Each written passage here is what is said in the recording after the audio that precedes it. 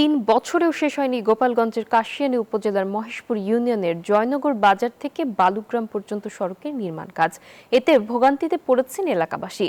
যথাযথ তদারকি না থাকায় ঠিকাদারি প্রতিষ্ঠান কাজ ফেলে রেখেছে বলে অভিযোগ স্থানীয়দের।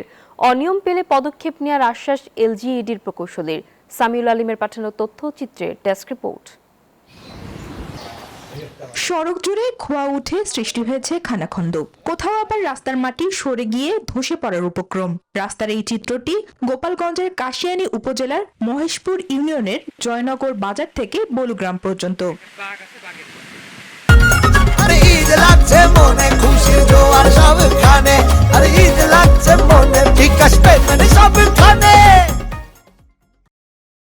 এলজিইডির উদ্যোগে 2023-24 অর্থ বছরে 8 কিলোমিটার দীর্ঘ সড়কটির সংস্কার কাজ শুরু হয়। 3 বছরেও শেষ হয়নি সংস্কার কাজ।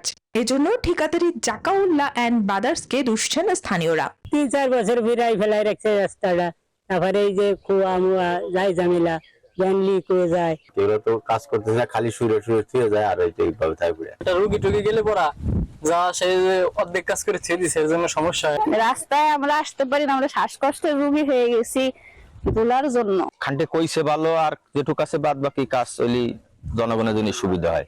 নির্মাণ কাজে অনিয়ম পেলে ব্যবস্থা নেওয়ার আশ্বাস এলজিইডির এই কর্মকর্তার। আমরা অনেকবার ওনাদেরকে নোটিশ করেছি, মিটিং করেছি। লাস্ট আমাদের যে ম্যানেজমেন্ট মিটিং হয়েছে সেই সিদ্ধান্ত অনুযায়ী ওনারা আবার গতকাল থেকে কাজ আরম্ভ করেছেন।